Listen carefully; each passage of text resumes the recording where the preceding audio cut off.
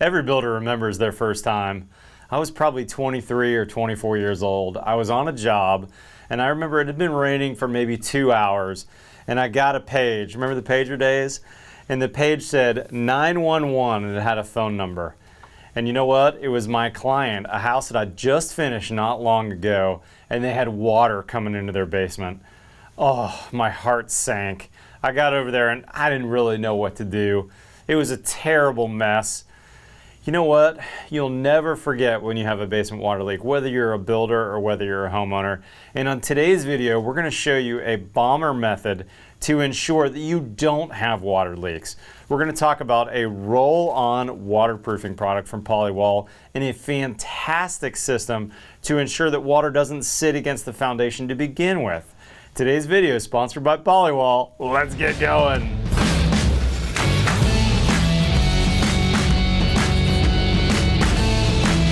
Hey guys, coming to you from my studio here in Austin, Texas. Unfortunately, we can't travel right now, the craziness going on in the world, but Build Show contributor Jake Bruton, one of my good friends, has a full in-ground foundation where he's using Polywall's system to waterproof. Now he's going to be showing you their roll-on system that actually waterproofs the concrete, and we're going to be talking about their dimple mat system, which is going to make sure that water doesn't sit up against the concrete to begin with. So Jake, show us what you got. Thanks, Matt, and welcome to the Build Show to our job site here in Columbia, Missouri, and welcome to the pit. This is actually a pit basement, so we're actually going to be encapsulated with dirt on four sides. It's not a walkout like you see in lots of neighborhoods these days. This is our Hilltop Arrow project. If you want to look it up on Instagram, it's hashtag Hilltop Arrow. And today we're going to talk about the systems we use for waterproofing our foundation, but we're also going to talk about water management on a much more grand scale. And I think that it makes sense for us to start up high and work our way down. So our water management for the entire house starts with the roof. That roof has overhangs, that roof has gutters, those gutters have downspouts, those downspouts go to strategic points so that I'm not just dumping all of the water from the top of my roof down and onto my foundation. The next step in our water management for this project, or for any project really, is site management of water. So not only our downspouts, but say we're building in a neighborhood and the lots to that direction are all higher than us and the lots that direction are all lower than us, we're doing something to manage the water coming from this direction to make sure that we're not flooding this and challenging the system any more than we already have to. So we're mitigating that water both from the roof and from the site in a way that we're challenging this system that we're going to talk about today as little as possible. Not because we don't trust this system, but because we don't want to make this system be our only barrier or our only control layer. We want our control layers to be multifaceted and have a multi-pronged approach to managing water on our job sites. So this system here is from Polywall. This is a roll-on application, and you may have seen this before. You actually may have seen this before on one of Matt's YouTube videos here. He did a video a couple years ago with another builder in Texas, Brian Long, and they were spraying this product on, and that product looked blue in that video.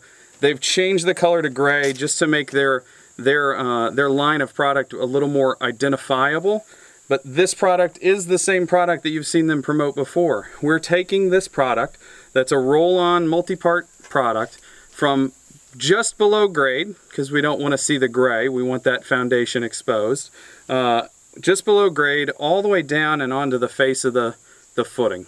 We're trying to waterproof this entire surface. This process is multi-part. It starts with their 2200 product, which is a sausage tube. We're gunning that in place. We're making connections. We're bridging any decent sized gaps. We don't want any honeycomb to show before we're ready to roll. We don't want any place you can put a nickel, is what the manufacturer says. We're also putting a decent sized bead at that cold joint. So that cold joint is where we have our footing, and then we have our poured in place wall on top of it. Some places actually try to do that in one pour. Our market, we do a 2x6 form, a footing with bar and steel in it, and then we have a poured in place concrete wall with forms on both sides on top of that. That's a cold pour. That joint is technically two separate pieces that just happen to be close to each other. So when we have that joint, we have to use that 2200 product to bridge between the two, and that eliminates the idea of there being a cold joint there. Obviously the cold joint's still there, but we have the ability to make that connection. And then our polywall runs down and across the top of the footing on the horizontal and then up on the vertical, and we'll go as low as we possibly can. And then we have one rubberized coating on the whole thing. This is one monolithic sheet. It's top to bottom, right to left, all the way where the water is going to see this foundation. And we couldn't ask for a better start to our waterproofing. But I'm going to say we have one opportunity, one chance to get this correct. So we're not just going to stop at the rubber coating on the whole wall. Yeah, this is great, but why not relieve any pressure on this? So as I talked about burying the gutters, dealing with site water, getting it away and not challenging this, we're effectively going to put what you could think of as a rain screen on this assembly. So we have a plastic mat that goes over top of this that provides a free draining space so that if any water does get up against the foundation, it can drain freely all the way down and to the footing. So we've waterproofed, we've relieved the pressure, and we're managing the water by down and out. So let's talk about how we're going to get out. You can see the filter fabric and gravel here behind me. What we have in that assembly is we have a bed of gravel, a layer of filter fabric, another small bed of gravel, and then a drain tile pipe. Now, there is a drain tile debate that goes on for what I can think of as my entire career. Do we put the holes in that drain tile facing down or up? I used to be a proponent of down because I'm using that drain tile most likely to capture groundwater that's rising from below. I want it to catch that water as soon as possible, and I want it to migrate that water away from my foundation. And in most cases, this drain tile goes away from our foundation to daylight, which means I'm even able to verify that if I'm getting water that it's draining out. Now, that was the way we used to argue. Now, I think that there's a better argument that the holes would need to be up if we have a pipe with just holes on one side. By placing the holes up, I can have a failure in my filter fabric and a little bit of silting, and my pipe can still remain open. So if you think about the pipe in cross section and it fills half with silt, water can still travel through the top. Now, those are the 101 version of drain tile. I would say the master's class is buy a pipe that has holes all the way around or drill holes in the top side or the bottom side, whichever it didn't come with. That way we have both those opportunities. You also can think of that as just pressure balancing the foundation. It doesn't even have to take the water away, it just has to relieve enough pressure off of this surface that we never have any challenge. If we don't have a challenge, the system is guaranteed to work.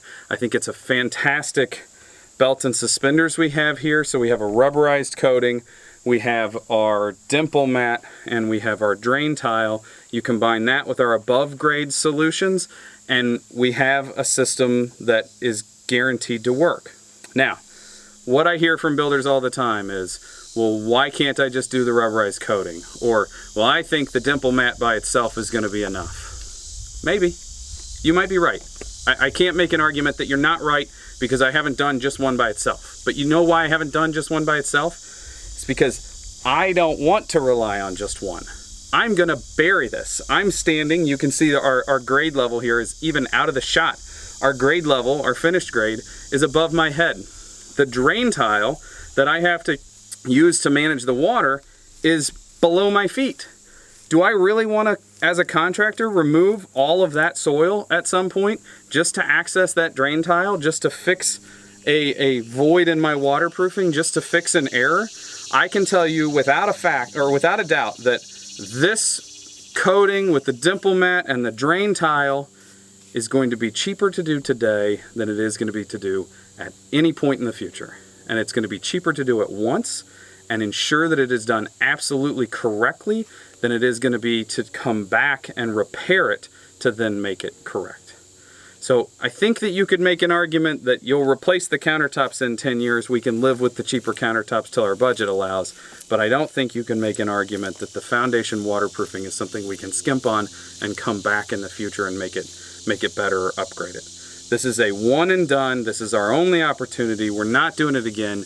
Don't take the chance. Pick a belt and suspenders system. Pick a reliable manufacturer like Polywall. Pick a systems approach where they make their own dimple mat and their rubberized coating, and they have the 2200 product for bridging all these gaps to make sure that this is one monolithic coating. And then the other thing with them, how I said before, this is a roll-on coating. This is a 26 foot by 26 foot square foundation. We're not bringing a $1,000, multi-$1,000 spray rig to this job. There's one carpenter around the corner rolling this product on, nailing the details by himself at his own pace without an entire crew of people waiting here. And anytime I can have someone working at their own pace that's concerned with quality, I'm ensuring quality. The second I have a spray rig on site that I'm worried about getting that stuff done so that then we can backfill, so that then the carpenters, it just becomes a little more complicated on a little job like this. It certainly has its place on a larger job, but on a smaller job like this, go with the roll-on. You can meet that. You can get the 30 mils wet application twice around. It's a couple production days and you're done. You have a fantastically water-managed foundation. Till next time on the build. No, I'm just kidding. I got to send it back to Matt. Matt, you want to take us out, buddy? Jake, great job, my friend. As always, super detailed. Man, Jake and his crew do an awesome job. Guys, for more on this Polywall system, I'll have a link in the description. But as you can see, it's a really straightforward system to get a bomber waterproofing system for your house that really you don't need specialized equipment to do. It's really straightforward. I really like their materials and methods, and they've got some great technical people that can help you along the way if you have some questions. Look at that link in the description, and big thanks to Polywall for being longtime Build Show sponsors. And guys, if you're not familiar with Jake Bruton's work, I'll put a link in the description to Jake's page on buildshownetwork.com and also his social feeds. Jake is a second generation builder that really gets the details, and I've learned so much from him on many fronts of construction over the years. Really, really great builder. You need to be following Jake's work. Guys, thanks for joining us for this remote build show with both Austin, Texas and Columbia, Missouri. Stay tuned for more from this awesome studio space that we just completed. We got lots of great video content for you. And if you're not currently a subscriber, hit that subscribe button below. We've got new content every Tuesday and every Friday. Follow me on Twitter and Instagram. Otherwise, we'll see you next time on The Build Show.